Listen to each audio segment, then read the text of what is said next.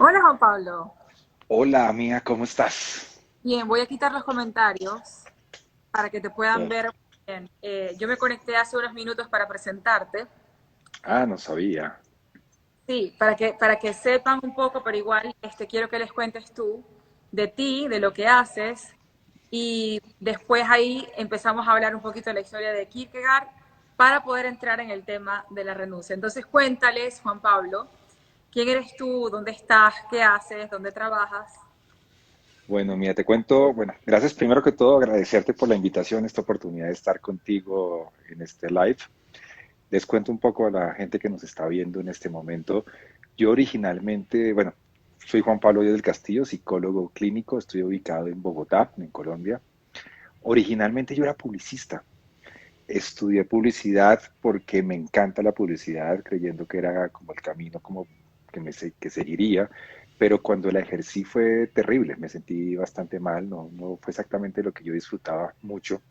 Y en una de esas crisis existenciales que se le presentan a uno en la vida, decidí dejar todo y dedicarme a la psicología, a estudiar psicología en ese momento. Entonces, entré a estudiar psicología.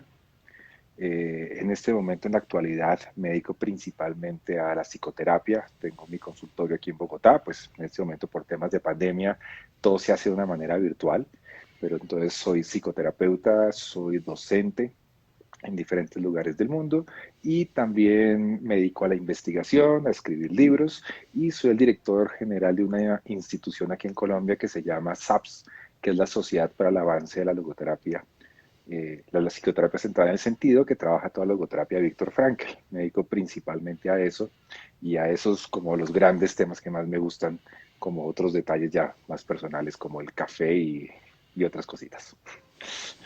Están viendo, yo conocí a Juan Pablo porque él es profesor del módulo de filosofía en un curso de logoterapia que dicta Efren. Ustedes conocen a Efren y conocen a Malca.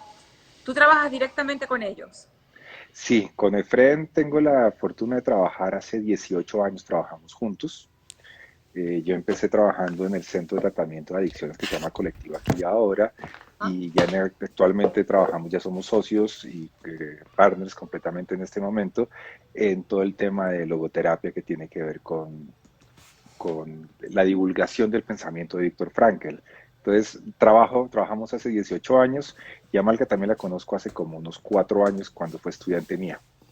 Ok. Ella fue estudiante en la maestría en psicología clínica. Cuando estabas dando en el módulo de filosofía, estabas hablando de varios filósofos y entraste a... Tú contaste o sea, la experiencia que tuviste cuando estabas cambiando de publicista a estudiar psicología y dijiste que el papá de un amigo tuyo te ayudó a tomar la decisión, porque tú estabas como que sí, pero no, y sentías que estabas como perdiendo las canicas en ese momento, como que te estabas volviendo loco con la decisión y no sabías si estabas haciendo lo correcto. ¿Puedes contarnos esa historia? Porque eso también nos va a llevar al tema de la angustia de tomar una decisión. Sí, pues precisamente tal vez uno de los momentos más difíciles que tuve fue cuando trabajando como publicista en mercado de publicidad, eh, más o menos tenía la situación que no me sentía a gusto. Tenía la dificultad, primero que todo, que me iba bien, no me gustaba, y eso era un tema complicado, y tomar la decisión de dejarlo no era tan fácil, Claro. porque tenía la loca idea, de cierta manera, que si uno es exitoso es por temas económicos, pero el trabajo era algo, como era casi como un castigo de la vida, ¿no? Como que le toca a uno trabajar en algo, entonces yo sentía que tocaba eso, pero algo en el fondo de mí me decía que eso no era el camino. Y ahí logré empezar a hablar con varias personas que me ayudaron en ese momento. Y una de las cosas que me llamó la atención es darme cuenta que yo realmente no era lo que quería, que de cierta manera lo que me llenaba, lo que yo más disfrutaba en la vida era ayudar personas, que eso lo hacía los fines de semana. Entre semana me dedicaba a otra cosa, los fines de semana me dedicaba a ayudar personas y ahí era donde me sentía realmente vivo. Ahí realmente era cuando me sentía que estaba haciendo algo por el mundo. Yo no creo que nosotros estemos en el mundo para lograr cosas para nosotros, sino para el mundo en general, y eso me incluye a mí. Y ahí me generó precisamente todas esas dudas y tomé la decisión de dejarlo todo. No fue una decisión fácil, fue una decisión difícil en su momento, sobre todo porque la gente se le viene a uno encima. ¿Cómo es posible que deje botado esto de un momento para otro? No era un momento para otro, ya llevaba muchos años sintiéndome mal con esto. Y cuando tomo la decisión, me lanzo con toda a poder lograrlo. Y tuve la fortuna de conocer a Efrén Martínez precisamente en ese proceso. Y ahí cuando arranco en el trabajo de todo esto, cuando empezamos a hacerlo de esta manera, cambia muchas cosas en mí y en la forma en que me relaciono tanto con el mundo, conmigo. Porque el sentido, cuando tú experimentas la sensación de sentido en la vida, Ujú. cambia, por ejemplo, la velocidad de la vida. Porque la ansiedad, la angustia de estar viviendo fuera de la experiencia del sentido, te hace sentirte de cierta manera que el mundo va a millón, que tú estás corriendo por una calle intentando alcanzar las metas y nunca la logras, como que siempre estás corriendo asfixiado, ahogado, como que sientes que el aire no te entra y de cierta manera te sientes como desfragmentado. Cuando logré hacer esa transformación, cuando logré tomar la decisión de ingresar precisamente en el mundo de la psicoterapia y empezarlo a hacer de una manera distinta, cuando estudié psicología, cuando hice los posgrados que realicé, cambia la sensación de sentirse uno más integrado, de sentirte que tú eres tú, como que puedo sentirme que le estoy dando algo al mundo. Y eso fue muy importante. Disminuye la velocidad de la vida, porque a veces andar rápido, como dice Víctor Frankl, es casi como una forma de eliminar el malestar, pero realmente el malestar sigue ahí. Entonces Claro, baja la velocidad y tú puedes empezar a moverte y encontrar la experiencia del sentido y poder disfrutar el mundo, poderlo ver y no andar corriendo y no verlo por estar corriendo. exacto. Pero acuérdate de esa parte cuando contaste que el papá de un amigo tuyo te estaba ayudando en eso. Sí, Lo que quiero es que lleguemos al punto de lo que a mí sí, ya me acuerdo lo que me estás diciendo ahí tiene que ver con los errores. Cuando no, yo empecé, la ¿cómo? angustia. Acuérdate que una de las cosas más que más movió a muchos filósofos de Kierkegaard fue que él le introdujo esta idea de la De la angustia, angustia, del ver. correcto.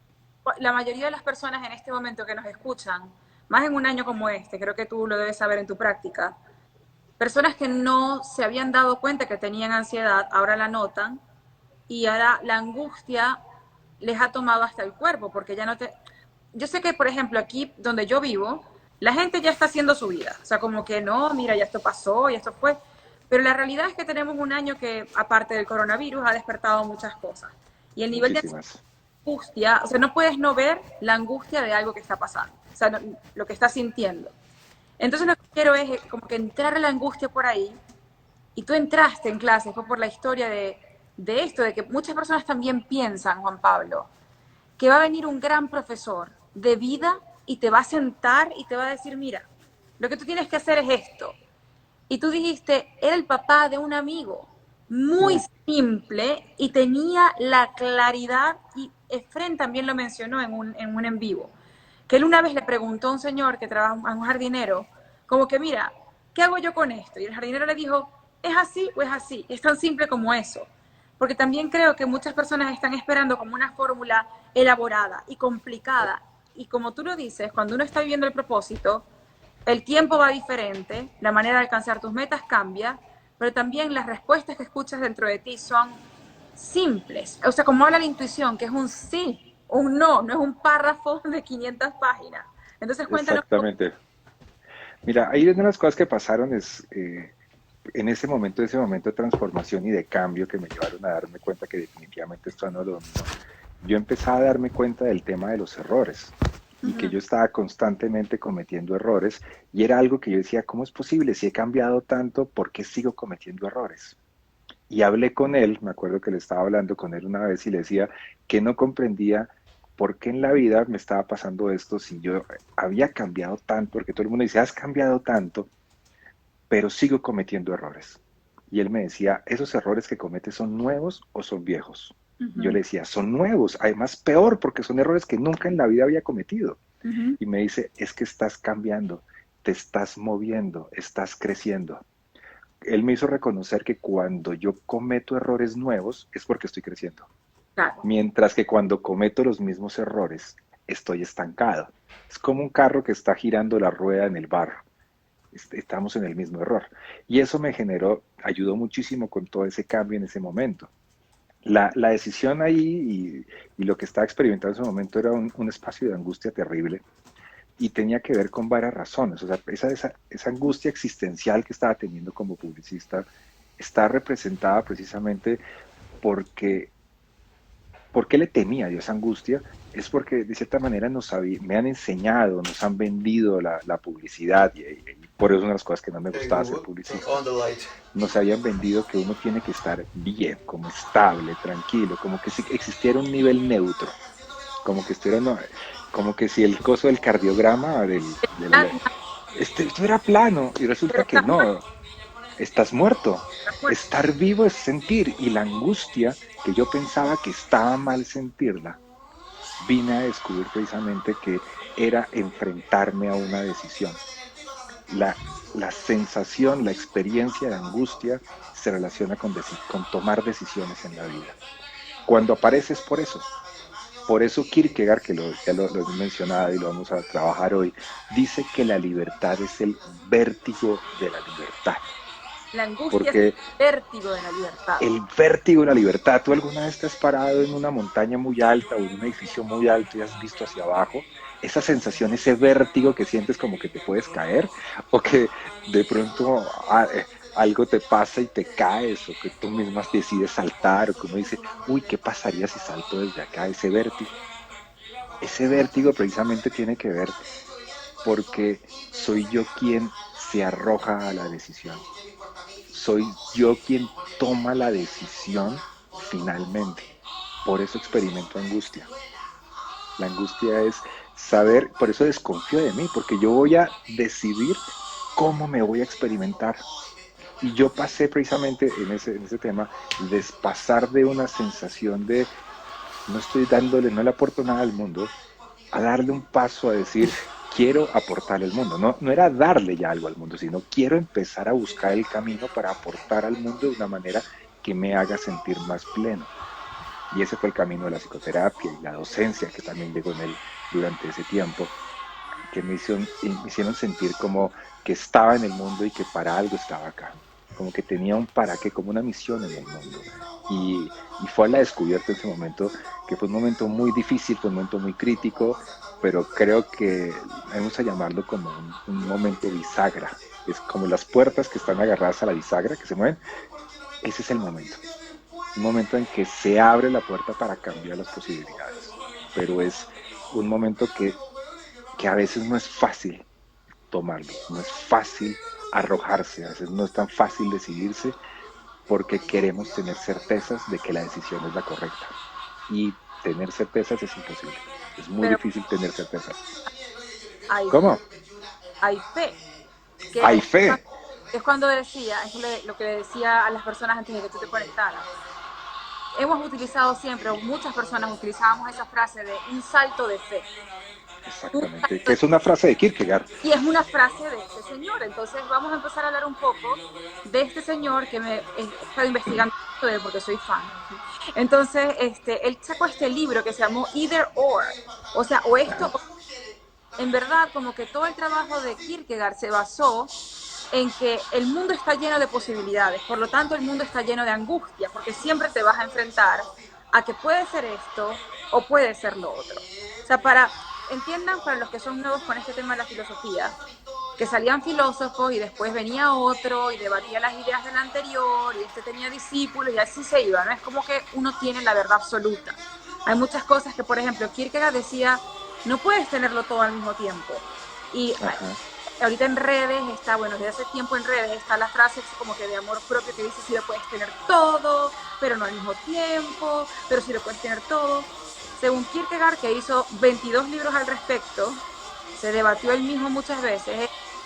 ¿Cómo? Uy, me fue un segundo. Pero Ya volví. volví. Sí, Bueno, acá ese estoy. filósofo es como, no, mira, hay que evaluar las cosas y nunca vas a poder satisfacer al contento de todo el mundo. Por eso tienes que preguntarte qué quieres tú y entender que no puedes tener certeza, porque la certeza si viene de afuera, pues peor. Y en algún momento vas a tener que dar el salto de fe, pero con convicción. Y cuando das el salto, Exacto. tiene que haber una renuncia. Pero, Juan Pablo, lánzate y cuéntanos de la historia de este señor para que ellos entiendan por qué él vivía así, pues, con esa vida, con esa visión.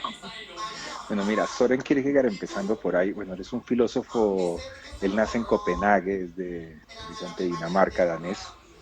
Él nace en una familia bastante particular, un señor, el papá de Kierkegaard, se casó 2 veces, él es hijo del segundo matrimonio, tuvo 7 hijos en total, pero por ejemplo cuando Soren, que se llama Soren Kierkegaard, había cumplido los 20 años, solamente quedaban vivos dos, el resto habían muerto por diferentes tipos de enfermedades en su momento. Entonces, quedaban vivos él y quedaba vivo otro hermano que estaba en un sanatorio mental en ese momento. No podemos darnos cuenta que era una familia con muchas dificultades. Y Soren, precisamente, tenía muchas enfermedades. Era una persona muy débil, una persona muy delgada, es una persona de baja estatura, una persona que tenía los huesos muy, eh, lo llaman de cierta manera como filudos. Y además de eso, tenía problemas, una enfermedad pulmonar. Entonces no podía salir mucho a la calle, se permanecía mucho más tiempo encerrado, sin hacer muchas cosas. Y ahí era donde venía precisamente el tener una relación muy fuerte, más que todo con los libros, el observar el mundo, y era un gran observador del mundo. Pero también cuando podía hacerlo, le gustaba salir a caminar y él caminaba, los filósofos, es una de las cosas que a veces me encantan o envidio yo de los filósofos, y es porque salen a filosofar a los bosques, a las montañas, a los lagos, a caminar, y Soren Kierkegaard era de esos. Salía a caminar por los lagos, por las montañas, y en algún momento logró encontrarse con esta posibilidad de los dos caminos. Y los vive en vida porque él se enamora de una mujer que se llamaba Regina Olsen. Y él sentía, él creía que él no podía ser esposo y a la vez ser filósofo. Tenía que enfrentarse a esas dos posibles decisiones, o dedicarse al matrimonio y de esa manera encontrar un camino en su vida a través de la rutina, del matrimonio, del amor, un estilo de vida, pero que le iba a impedir poder lograr algunas cosas que también para él eran importantes, como era el ser un filósofo y aportarle algo a la vida. Él de cierta manera tiene una reflexión que es un poco extraña a veces. Y dicen que ese es el origen del existencialismo. Un domingo, Kierkegaard tomándose un café y fumándose un cigarrillo, hizo una reflexión que decía algo así. Si hay gente dedicada a buscar que todo el mundo viva más cómodo y que todo sea más fácil, alguien debería dedicarse con la misma humanidad a que las cosas no fueran tan fáciles, sino que fueran un poco más difíciles. Suena raro, ¿cierto? Es un poco extraño el asunto. Entonces, él buscaba precisamente esa reflexión. No era solamente buscar la comodidad por la comodidad, sino buscar una reflexión que te permita la transformación. Y ahí viene donde él se da cuenta de eso. Yo no puedo amar a Regina y además ser filósofo. Por eso ahí, para él, las decisiones siempre se van a enfrentar entre dos posibilidades, entre dos polos. Lo que quiero y lo que debo. Lo que quiero es, yo quiero y yo amo a Regina. Pero lo que yo siento que yo debo es ser filósofo. Como que él sentía que era algo que iba hacia el mundo. Lo que yo quiero nace de adentro, mientras que lo que yo debo nace de afuera. Y ahí viene esa disputa. Y cuando surge esa disputa, precisamente, es cuando yo experimento la angustia. La angustia es cuando me enfrento entre lo que quiero y lo que debo. Y ahí es donde surge precisamente la angustia y es donde hay que tomar la decisión. Por favor. Chisme, así como dices tú en clase, les tengo un chisme. Te tengo un chisme. Yo estoy investigando un poco. Yo estoy investigando un poco. Y en un documental de filosofía estaba la parte que decía que cuando Kierkegaard se enamora de Regine Olsen, Ajá. no era solamente eso de ser esposo o ser filósofo. Era que él decía, no se puede tener amor y pasión y rutina y matrimonio. O sea, escoges una o escoges la otra. Yo la quiero tanto que yo prefiero no casarme con ella para amarla para siempre. Porque si me caso con ella, no la voy a amar para siempre. Si yo me caso con ella, voy a eliminar el amor más hermoso que he podido encontrar. O Mm, sea, como que él decide que se mantenga bello porque sabía que el matrimonio lo iba a aniquilar, porque tenía una visión muy particular del matrimonio. Él decía como, precisamente por esto del debo y quiero, porque también era como el quiero venía de un capricho, aunque lo quería de verdad. El, ajá, pero el debo, no, lo que yo entendí, no es que era un debo de lo que la sociedad decía que él tenía que hacer. Era, exacto. era un debo de, ¿sabes cuando uno ha dado mucha vuelta? Y uno dice, ya hice todos los debos que me dijo la sociedad, ahora tengo que hacer los debos que yo me debo a mí misma. Que yo me debo a mí misma. Exacto, eso sí. Exacto. No son, lo quería aclarar porque mucha gente lo puede confundir con, ah, hay que casarse a tal edad, hay que hacer esto, porque Kierkegaard, hay una parte que decía que, una frase muy célebre de él, es que él vio el mundo y no pudo parar de reírse, no sé si la habías escuchado.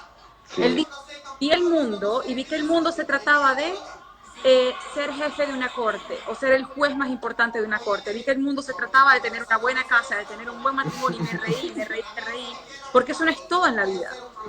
el deber ser que precisamente se confunde con el debeísmo. Ajá. Debemos tener casa, carro, beca y cerca blanca. Y si Uh-huh. podemos tener un perrito, también mejor. Y si ¿Mm? además le tenemos un gatico, muchísimo mejor. Ajá. Como que ese sueño de la casa con la cerca blanca, y me gusta siempre hacer ese ejemplo de la cerca blanca porque hace muchos años me lo dijo un paciente y me gustó, me sonó muchísimo. La casa con la cerca blanca es el debeísmo de lo que el mundo nos dice, lo que en el mundo nos impone. Porque otro filósofo, tocando el tema de Heidegger, Uh-huh. Heidegger nos dice precisamente que el ser uno más del mundo tiene que ver muchas veces porque la publicidad, vuelvo y juega el tema de la publicidad, Sí, sí, te dice cómo vivir. claro, Por lo tanto, lo que tú piensas, lo que tú sientes y lo que debes hacer, lo que quieres hacer, ya te lo ha dicho otra gente. No es tu propia voz, es la voz del uno masivo. Ese uno es el uno masivo, donde desaparece precisamente la diferenciación y nos volvemos una masa, donde desaparece la voz de la conciencia única y irrepetible. Y ese es un punto que es importante. Y es encontrar, es el deber ser propio mío, es como lo que yo me debo a mí mismo. Y cuando yo dejé el tema de la publicidad también es, dejé los deberes ser del otro de que tengo que trabajar para ganar plata para ser feliz, a lo que yo debía para mí, que yo quería ser psicólogo. Yo quería oír al otro. Yo quería poder ayudar que la otra persona encontrara sus propias respuestas, no que yo se las dé. Tú decías algo muy lindo. Estamos buscando gurús y es un momento de no buscar gurús, sino poder encontrar también tu claro. propia voz en el Y mundo. dar tu salto de fe. Por eso que quería tener esta entrevista contigo, porque es una cuestión de no esperar. O sea, uno puede decir, ok, me siento en un momento bisagra. ¿Cómo identifico Ajá. un momento bisagra? Tengo una angustia enorme que no se me sale del cuerpo, como lo que tú contaste de una paciente. Si Eh, Ardica también la podemos contar. Él contó la historia de una paciente, no dijo el nombre, por supuesto, nada, sino sencillamente la paciente tenía unos ataques de pánico y tenía una angustia que no se le salía del cuerpo. Y la angustia de la paciente es, no se rían, no se rían, no sé si volver con mi ex o no. Los amigos le habrán dicho que sí, no sé, la familia que no, pero ella no sabía qué hacer. Y mientras Sí, no decía, era la angustia, era que se le caía el pelo, era que el trabajo no podía, o sea, su vida se estaba derrumbando. Antes de correcto. palabra Juan Pablo, hay un libro, Juan Pablo, que leí hace poco que se llama Indomable. Ok, De, no lo conozco. no, es como de mujeres. De Glenn Doyle. De Ok, Glenn, que es muy famoso ahorita. Y hay un capítulo, los capítulos son muy cortitos, y hay un capítulo donde ella se acerca al tutor del colegio de sus niñas. Y el tutor del colegio le dice, mira, las niñas están presentando problemas, ¿qué está pasando en la casa? Y ella le dice, bueno, es que estoy con mi marido en esto de que nos separamos o no nos separamos. Y el tutor o la tutora le dice, o te quedas o te vas, pero el limbo de no decidir es lo que le está haciendo daño a las niñas. O sea, lo que te mata es el limbo. Por eso que quería hacer este en vivo también, porque tú sabes que estás en un momento bisagra, quien sea que nos esté escuchando, y tienes una vaina en el pecho y en el cuerpo que te duele, que no sabes. La angustia te está diciendo que estás tratando de moverte, que es lo que hemos hablado en estos 25 minutos, y tienes que tomar una decisión. La cosa es aquí Juan Pablo te va a dar herramientas para que te hagas preguntas, para tomar una decisión y decir, no fue que salté y la tomé, me hice unas preguntas. Igual cuando tomes la decisión va a ser un salto de fe. Acabamos de decir que cuando no hay certezas hay fe. No precisamente es la fe, una fe, sino tienes que tomar la decisión con convicción. Saber, o sea, si escojo esto, sé que estoy renunciando a esto, pero saberlo. Entonces, bueno, Juan Pablo, ¿qué pasó con la muchacha? ¿Volvió o no volvió? ¿Qué decidió? Bueno, ¿Se le te acabaron cuento, las... el asunto era que la expareja con quien se iban a casar en algún momento eh, entró en pánico por el matrimonio y le terminó. No. Entonces aparece muchos años después, pero nunca No, fue una mala persona. Nunca fue una mala persona. mala persona, Juan Pablo. ¿Cómo? Una mala persona. Pues sí, o sea, pues entró en pánico, dijo, y se alejó durante un tiempo, pero él nunca fue un mal novio, nunca fue un mal ser humano, y cuando reaparece diciéndole ahora sí, la familia y las amistades le decían, vuelve, es un buen hombre, y ella decía, no, yo ya no quiero.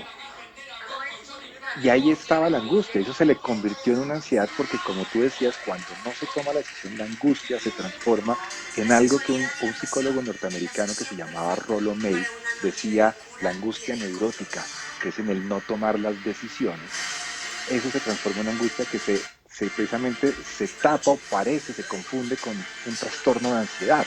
Entonces ella llega a terapia tomando ribotril, en ataques de pánico, todo apuntaba que era una ansiedad, pero afortunadamente el oído me hizo darme cuenta que el tema no era un trastorno de ansiedad, sino era una angustia de decisión. Y ahí trabajamos en la decisión y decide no volver con la pareja y desaparece la ansiedad. Decidió nunca no volver, que era lo que ella consideraba que era el camino. ¿Cuál es el asunto precisamente con el salto de fe que tú estás diciendo? Cuando nos enfrentamos a lo que quiero y a lo que debo. Es algo que Kierkegaard llama el doble movimiento. Un movimiento donde yo primero renuncio para luego ganar. Y ahí es donde viene el asunto. Tú decías algo que era muy interesante ahorita, decía que la superación personal, los gurús te dicen, tú puedes tenerlo todo, Sí. pero si no renuncias a algo, no vas a poder ganar otra cosa. Cuando yo renuncio a algo, a una certeza, tengo la posibilidad de ganar. Y ahí es la fe, porque la fe es ciega. La fe no es racional, por eso no hay que encontrar todas las razones, no hay que encontrar un mentor, un coach que te diga todas las razones, es encontrar el 100% de seguridad y confianza para tomar la decisión, sino es una creencia del corazón, la fe que ciega de renuncio a esto para ganar esto. Pero es un arrojarse, aunque no hayan certezas, cuesta mucho pero no es tan fácil, porque también lo que te digo, los falsos gurús, la, toda la literatura de crecimiento personal te dicen, no renuncies a nada, tú puedes tenerlo todo, pero si no renuncias no puedes ganar otras posibilidades. Y ahí es precisamente el doble movimiento que nos invita a Kierkegaard, a renunciar para poder descubrir y poder ganar. Pero no es tan fácil renunciar. A la gente le cuesta renunciar, porque quisiéramos tenerlo todo. Ujú. No quiero casarme porque es que, ¿qué tal que no sea? ¿Sí? Que no acepto ese trabajo porque ¿qué tal que me llegue otro mejor? ¿Qué tal que siempre nos quedamos en el qué tal que y no renunciamos a las posibilidades? Pero es importantísimo renunciar para poderlo lograr.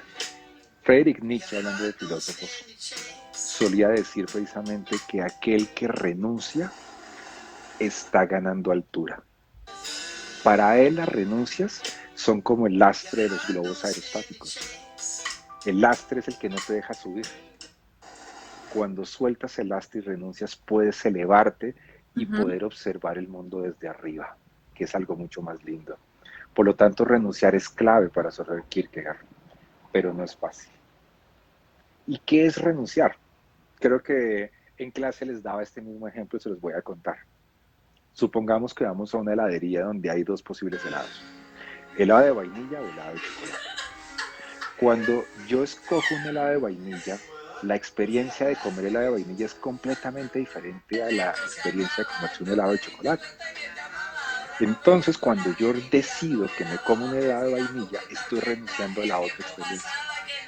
Ahí, en ese momento, estoy renunciando a una. Pero si vamos a una heladería donde venden 50 sabores diferentes, cuando escojo uno estoy renunciando a 49 experiencias diferentes de la vida. Y ahí es donde viene el punto más difícil. Renunciar a esas 49 para ganar una. Por lo tanto, aprender a renunciar es clave en el tema de las decisiones, porque la vida es riesgo. Podemos decidir, podemos renunciar y podemos equivocarnos. Pero lo hablábamos hoy precisamente, la gente de éxito en la vida, muchas veces nos fijamos en el éxito, en lo que han logrado, pero lo que no se ve, lo que está detrás de ese éxito, son muchas renuncias. ¿A qué han Y a renunciado? veces, ¿a qué he renunciado? Y a mí me parece más admirable la gente por lo que ha renunciado que por lo que ha logrado. Tú lo mencionaste en la clase, no me acuerdo cuál era el filósofo que decía, te conozco no por lo que has logrado, sino por saber a lo que has renunciado. Ese era yo. Ah, ok, Ese era mío. Ese no ok. era de un filósofo, sino que ese es un agregado que le hago yo a todas las personas. Porque es verdad, es esto tú trabajaste en publicidad y es esto del New Age Media, de no, puedes tenerlo todo y puedes hacerlo ¿Mm? todo, eres como todo en uno, eres un hombre o una mujer orquesta, que suena como una oferta muy prometedora, pero en verdad cualquier persona que ha logrado cosas grandes en la vida, muchos ven la punta del iceberg, pero no ven a todo lo que esa persona ha tenido que renunciar. Por ejemplo, una persona escribe un libro y lo que la gente ve es el libro y todo bello y la fiesta para hacer el lanzamiento y no ven todas las noches que esa persona estuvo trabajando, todas las madrugadas que se paró temprano para poder después atender a sus hijos. Es como, es importante. Y otra cosa que me parece muy, como La es, angustia, la angustia de, ¿será que esto que yo escribiendo lo va a leer alguien? ajá, tú ni siquiera sabes, pero tú lo haces pero por eso, porque hay un salto de fe y porque hay algo Exacto. interno que tú estás atendiendo. Algo que me parece importante mencionar de la renuncia, porque tú estás hablando como experto, yo estoy hablando como una persona que la ha sentido, que la ha vivido, o sea, como una civil. Voy a contar dos historias rápidas. En el 2015, yo terminé una relación de 7 años. Y ya en ese momento yo decía, Dios mío, ya, o sea, como que ya era el momento, ya era la hora, 7 años, toda la vida. Y llegó Navidad y típico para las fiestas, era como que, ay Dios mío, voy a pasar la fiesta sola. Y llamé a mi mejor amiga, a Isabel, que seguramente nos está viendo. Y Saludos. le dije, ¿será que o sea, será que no debí terminar con esta persona? ¿Será que debo volver con él? Y me dice, mira, tú querías terminar hace 2 años. Finalmente lo hiciste en agosto. Lo que tienes ahorita es como el guayoyo de las fiestas, pero termina, hazlo con convicción. Muévete adelante con convicción que tú sabías súper bien que él no era para ti. Que es lo que hablábamos del salto de fe. Y es eso de que cuando uno va a renunciar, algo muy importante también que hay que mencionar es que Kierkegaard, él decía que era importante renunciar a las cursilerías de la vida. Él porque, bueno, él podía, él era berraco, ¿no? Él era fuerte, enfermito pero fuerte. Mm. Uno tiene su corazón y uno tiene las pinches memorias y todas esas cosas. Entonces, cuando viene la renuncia, es muy importante constantemente entender el por qué, o sea, el sentido que dice, tú trabajas el sentido, con el sentido del por qué yo estoy tomando esa decisión, ¿me entiendes? Entender tu por qué. En el trabajo de adicción, y tú has trabajado con adictos, yo he trabajado más en la parte de coaching con personas que han tenido adicciones, era siempre esto de recuerda el por qué. Recuerda el por qué. Cuando te sientes débil, lo vas a llamar a tu sponsor, recuerda el por qué, esto es importante, porque si no es muy fácil, la vida siempre te va a presentar esos momentos donde tú vas a flaquear y dices, mejor el malo conocido. O sea, aunque renunciaste, todavía lo busco. Y la otra cosa es eso, cuando tú renuncias a algo, el pensamiento va a volver a surgir y la memoria va a volver a surgir y la otra opción va a volver a salir. Es como que me fui de la heladería con el helado de chocolate, pero sigo pensando en el de vainilla. Obviamente vas a pensar en el de vainilla, pero tú vas a decir, pero este fue el que yo elegí. Entonces voy a estar Sí, completamente presente aquí disfrutándome el helado de chocolate. Con un helado es más fácil, además tú sabes que puedes volver a la heladería y probarte los 49 en 49 días distintos. Pero en la vida, sobre todo en decisiones importantes, en el momento que tú ya has balanceado unas posibilidades por meses, por años, Ya cuando te lanzas, tú dices, mira, ya, en mi 150% y el pensamiento de lo que no agarraste va a surgir, obviamente. Vas a soñar con la elección que no hiciste, vas a soñar con que, y si no hubiera terminado con él, y si no hubiera hecho esto, pero si recuerdas tu porqué, mantienes tu convicción de corazón, además porque como lo dice Kierkegaard y lo dice Juan Pablo, tú estás pensando en el bien mayor que viene más adelante que en la satisfacción inmediata, que es lo que te hace volver y te quedas en un patrón repetitivo. El corte de Totalmente. patrones es una renuncia, incluso una renuncia aparte de la identidad que tú conocías, como dice Fren, tus viejas estrategias. Entonces contigo Totalmente. era todo lo que quería decir. Hay una cosa de lo que estás diciendo que es importantísimo, porque muchas veces la gente cuando hace renuncias y toma decisiones tiene la creencia de que no va a doler. Sí, Cuando yo claro. tomé una, De o que no va sea, a haber duelo. pero ¿por qué me sigue doliendo? Hay ¿Por un qué duelo. me sigue doliendo? Es que creemos que el dolor está mal, creemos que la tristeza está mal, creemos que las emociones estuvieran mal y que existiera una emoción neutro, ¿no? Una emoción neutral, cuando realmente no, las emociones te dicen cosas. Y a pesar de que tú puedas saber que era lo mejor acabar esa relación, va a doler. Y Claro, más si estás en Navidad, estás en ciertas fiestas donde te acuerda un poco más. Porque a pesar de que yo tenga muy claro por qué renuncié a esa persona, también es importante renunciar a las cosas buenas por las que me enamoré de esa persona. sí, eso es Y muy eso es lo que importante. sucede, por ejemplo, con el alcohol. Porque muchas veces, o por ejemplo con el cigarrillo, pongamos un ejemplo que es más común.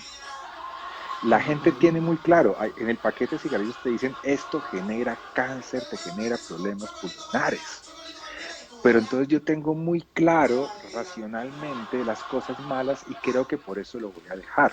Cuando realmente también es importante hacerle una carta de despedida, un duelo a las cosas buenas que me trajo. Porque no solamente es despedirme de lo malo, sino también despedirme de lo bueno. Porque gracias al cigarrillo yo pude conversar en cuantas fiestas, porque gracias a haber conocido a esa persona viajé acá, conocí este lugar, Te aprendí pedí el esto. este y lo otro. Exacto.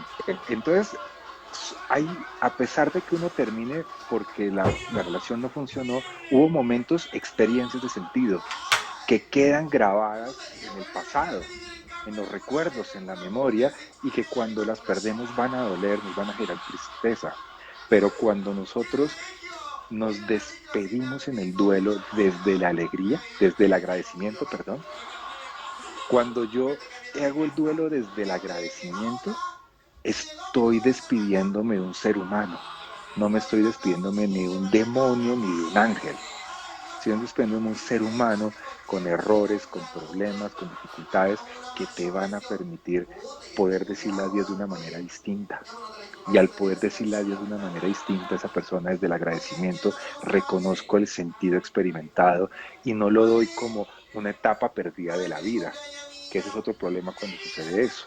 Entonces, como terminamos, duramos, no sé, 5 años, entonces 5 años que perdí de mi vida. ¿Por qué? Porque no nos casamos, porque no fuimos felices por siempre, película Disney que llegó y te rescató y te, como Disney nos hizo de daño con el amor romántico a veces, pero, pero eso no quiere decir que haya sido una pérdida de tiempo, porque creemos que solamente la meta, haber logrado la meta es lo importante, pero el camino también fue importantísimo. Cuánto agradecimiento hubo ahí de las experiencias que tuvimos que me transformaron y que me ayudaron a convertirme en quien soy en la actualidad. Entonces, Exacto. hacer el duelo también desde el agradecimiento es importantísimo. Despedirme de las adicciones desde el agradecimiento de renunciar a las cosas buenas que me trajeron también son importantes. No solamente aferrarme a lo malo me va a permitir alejarme. Y va a doler por esas cosas buenas que tuvieron.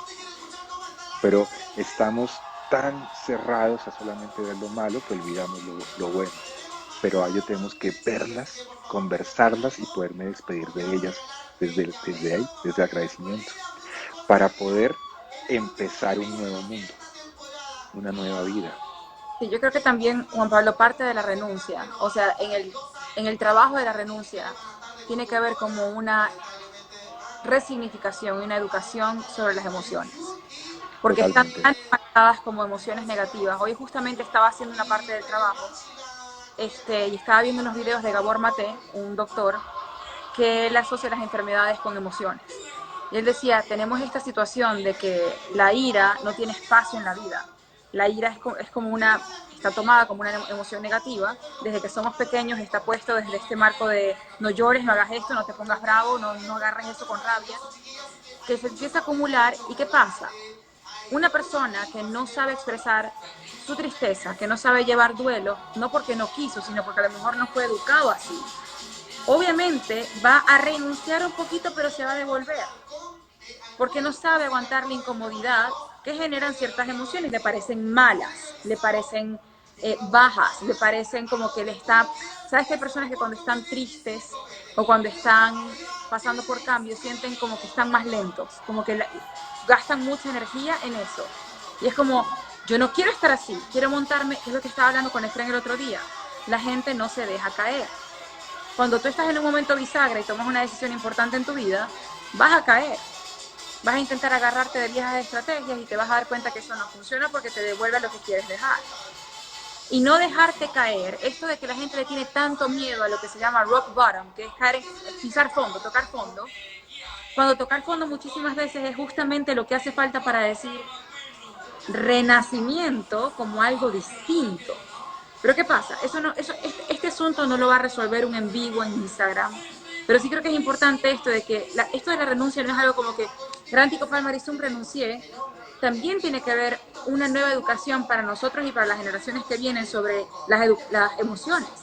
Si seguimos haciendo de ciertas emociones como algo malo, las demonizamos, esto va a continuar así, donde la gente le tiene miedo a todo lo que no es brillante y escarchado. La gente le va a tener miedo a pasar días encerrado mientras estás tratando de resolver una decisión en tu cabeza. Va a ver como mal que te sientas fuera de energía o sin energía, o como digas, que te sientes como que vas lento. Entonces creo que todo esto son cosas a considerar, de que si quien nos está viendo está a punto de tomar una decisión y siente la ansiedad y sabe que bueno, que una vez que tome la decisión va a tener un plan y ahí la cosa se va a empezar a calmar, hay que entender que es como, hay que atravesar la noche oscura del alma y eso está bien, pero la primera persona que tiene que decirte que está bien eres tú y eso es parte del proceso. La renuncia la vas a llevar tú y Juan Pablo, yo y 1000 personas podemos darte tips y podemos ilustrarte esto tanto como sea posible con filósofos y demás. La cosa es que tú lo sientas y que te salgas de la idea de es normal o no es normal. Son procesos. Y hay miles de personas que te pueden ayudar cuando quieres pedir ayuda, pero hablando de eso, Juan Pablo, cuando estemos en un momento bisagra, ¿qué crees que puede ayudarnos a empezar a dar el paso o a dejarnos caer? Puedo agregarle algo al tema de las Claro. emociones antes de este punto. Tú estabas diciendo algo que es muy interesante con el tema con respecto a las emociones. Y es que el problema es que confundimos, por ejemplo, la rabia la confundimos con violencia, el miedo con cobardía, la tristeza con depresión o con vulnerabilidad. Uh-huh. Pero el problema es que no hay emociones ni buenas, ni malas, ni negativas, ni positivas. El tema de eso del balance de lo bueno y lo malo no tiene que ver con lo que yo siento, de lo que yo hago con lo que yo siento. Es decir, si yo siento rabia y actúo violentamente, la consecuencia es posible que sea negativa. Es decir, es la consecuencia, no la emoción. Por lo tanto, la emoción no es la que me lleva a actuar de cierta manera, sino que yo tengo un campo de libertad. En la logoterapia hablamos de la dimensión espiritual del ser humano, que es la que puede responder libremente a lo que yo siento, a lo que yo pienso, a lo que yo vivo, y yo decido qué hacer con las emociones. Por lo tanto, lo bueno y lo malo es las consecuencias, es decir, como yo uso mi libertad frente a lo que yo siento. Si voy a hacer simplemente una reacción o voy a dar una respuesta, que es muy distinto. Y ahí hay un punto de reflexión, de autoconciencia que es clave poner en cuenta. Y ahí es donde viene precisamente la ayuda. Yo creo que poder buscar ayuda con personas, un psicoterapeuta, un coach existencial, por ejemplo, son personas que te pueden ayudar perfectamente en un momento de tomas de decisiones. Nosotros desde la logoterapia tenemos dos caminos principales de trabajo. Un trabajo que es mucho más psicoterapéutico, que tiene que ver cuando hay restricciones de temas psicológicos, como ansiedad, depresión, problemas de personalidad, Pero cuando la gente tiene que enfrentarse a temas de sentido de vida, como tomar una decisión, precisamente ahí entra el coaching existencial. Y es la posibilidad de ayudar a las personas a que puedan, a través de lo emocional, conectarse con sus valores, con lo que es valioso en su vida, para ayudarlos a tomar decisiones. Eso es un proceso, de cierta manera, que te facilita porque los valores, mucha gente cree que los valores son racionales, sino que son afectivos. Por ejemplo, el valor de la solidaridad es sentirme solidario. El valor de la lealtad es sentirme leal, es la forma en que me conecto con ellos. Por lo tanto, aprender a resonar emocionalmente con los valores es clave, pero no solamente es eso. También es encontrar una lógica y una razón de por qué es bueno hacer esto para mí y para los otros. Y de qué manera esto, en qué persona me transforma, en quién me convierto, qué tipo de experiencia quiero tener. Y esa es la forma en que trabajamos y ayudamos y orientamos a las personas desde el equipo que tenemos en Bogotá, precisamente a través de SAPS, a través de Teclic, a través de Colectivo Aquí y Ahora. Hacemos todo eso, acompañando a las personas en eso, a tomar decisiones y a solucionar esas dificultades para poder tener una vida con sentido, con plena de sentido de esa manera. Entonces sí prestaron atención, ¿no? Uno de los caminos es preguntarnos qué es valioso para nosotros, pero no valioso de lo racional, sino lo que para nosotros tiene valor. Y también preguntarnos cómo tomar esa decisión o tomar ese camino nos transforma, qué es lo que va a ser de nosotros más adelante. Juan Pablo, vi algo que sacó Efren, me imagino que tú también andas metido en eso, que se llama psicoclick o cómo se llama, que es como, Teclic. explícale a la gente lo que están haciendo. Teclic es precisamente una plataforma, a raíz precisamente de la pandemia, esto que ha sido tan terrible nos ha llevado a repensarnos muchas cosas. Yo jamás pensé en la vida que fuera posible hacer psicoterapia de manera virtual. Yo era el tradicional, hacerlas en persona, pero a raíz del año pasado empezaron a aparecer unos pacientes míos que estaban viviendo en Inglaterra, en Suecia, en diferentes lugares del mundo, que habían intentado ir a terapia ya y que no habían logrado conectarse con los terapeutas y que querían hacer terapia conmigo virtual. Y yo dije, bueno, ya los conozco, hagámoslo. Entonces arranqué y nos fue bien, afortunadamente. Y a raíz de la pandemia empezamos a hacer terapia virtual y nos dimos cuenta que era posible ayudar a las personas a transformarse de una manera no presencial a través de la virtualidad. De esa manera desarrollamos TECLIC, que es una plataforma de psicoterapeutas y coaching, programas de crecimiento, de desarrollo, para que la gente pueda entrar y pueda conocerlo y pueda mejorar como seres humanos. Ahí tenemos un gran equipo de personas que se han formado con nosotros, ya conocen a Efren, conocen a Malca, que se han formado precisamente con nosotros en todo esto de la logoterapia de Viktor Frankl, que los pueden ayudar a tomar decisiones, apoyar a mejorar, a poder solucionar, a poderles aclarar cosas. Entonces en eso consiste Teclic, un espacio para el desarrollo y el crecimiento personal. Y nos prometes que, bueno, hoy porque es muy tarde, pero mañana en tu Instagram montas una story para que puedan verlo así como que montaste la semana pasada. Claro que sí, ahora más tarde, apenas me desocupe o de pronto mañana, subiré unas historias para que puedan ver precisamente cuál es Teclic y contarles un poco en qué consiste todo eso para que puedan conectarse y puedan conocerlo. Miren, hay una frase que yo digo mucho, que la pausa entre el pensamiento y la reacción puede salvar una relación. Y esa frase yo la saqué, la desprendí de una frase de Viktor Frankl que no me acuerdo perfectamente cómo es, pero Viktor Frankl decía que el espacio entre lo que uno piensa y lo que llega a actuar, ahí radica la libertad.